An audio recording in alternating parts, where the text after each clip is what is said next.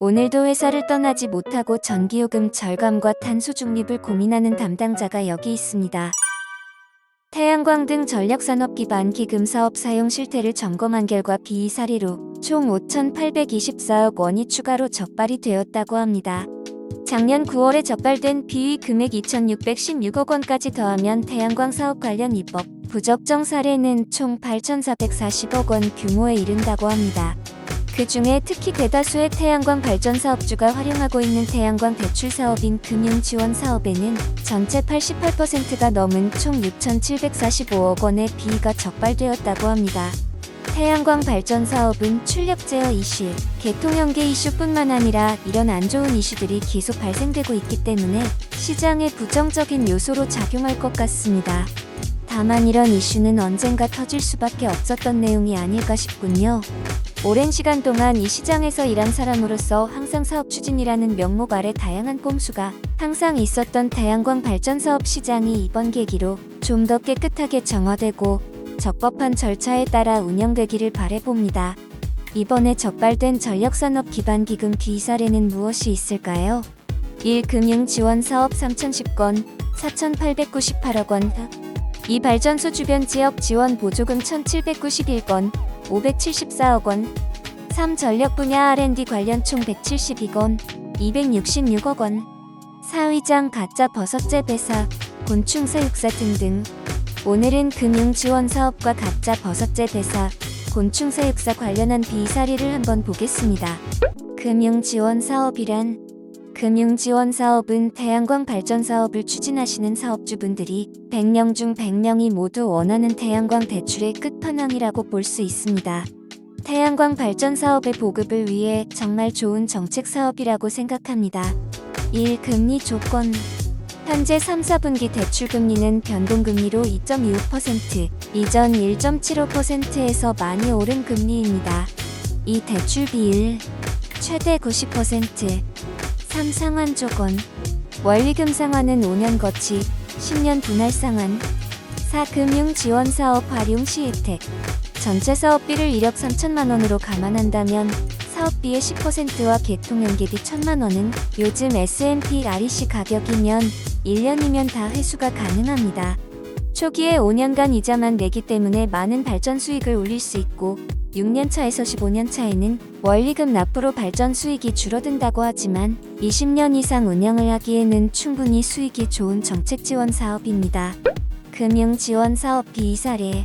대출 목적으로 부풀린 세금 계산서를 발급 후 대출을 받은 다음 세금 계산서를 축소한 사례는 1937건에 달해 3,080억 원이 적발되었다고 합니다.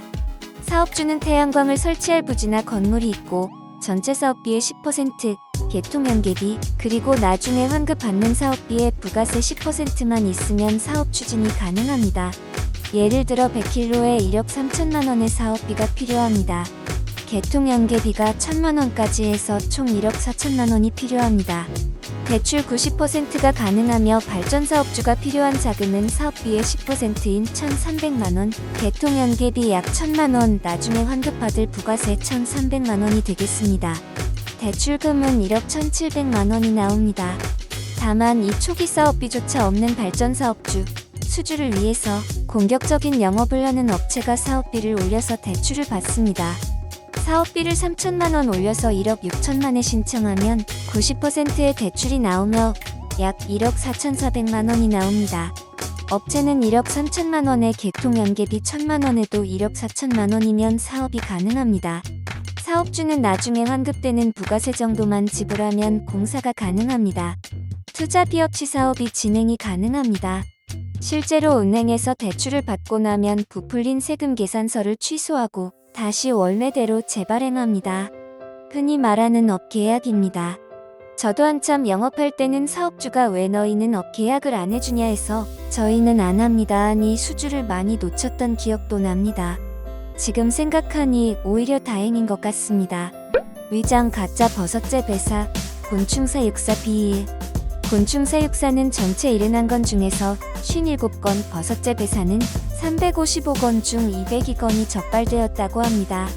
이전에 땅에는 개발행위허가도 잘 안 나오고 REC 가중치도 낮기 때문에 건축물을 활용하는 태양광 발전 사업이 더 수익성이 높습니다.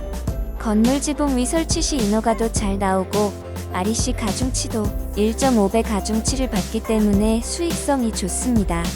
당연히 금융 지원 사업도 활용이 가능합니다. 처음 설계할 때부터 태양광 구조 검토가 잘 나오는 구조의 건축물을 최대한 싸게 짓는 방법으로 많이 진행되었습니다.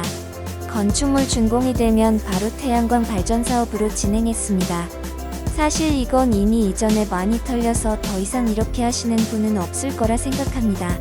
이미 공단에서도 다 알고 있기 때문에 설비 확인 시 1.5배 가중치를 받기가 어렵습니다. 지자체에서도 태양광 때문에 건축하는 것이라고 잘 알고 있기 때문에 특정 지자체에서는 해당 건축물 준공 후 5년 후 발전 사업 허가를 내주는 등 이미 많이 막혀 있습니다. 근데 아직도 가끔 땅을 소유하신 분이 버섯자 대사, 곤충새 역사 짓고 발전 사업하고 싶다고 연락이 종종 옵니다. 절대 안 된다고 말씀은 드리지만 제가 알기로 이미 건물을 짓고 발전 사업 허가를 못해서 건물만 있는 분도 있는 걸로 알고 있습니다. 향후 산업통상자원부는 신재생에너지 정책혁신 TF를 통해 유사 사례가 재발하지 않도록 관련 제도와 사업관리 전반에 대한 혁신 방안을 마련하도록 하겠다고 합니다. 하지만 무엇보다 태양광 발전 사업을 항상 절차대로 하는 업체를 잘 선정해서 사업을 진행하시는 게 올바른 길이라고 생각합니다. 이상 위제이였습니다. 시청해주셔서 감사드리며 다음 영상에서 뵙겠습니다.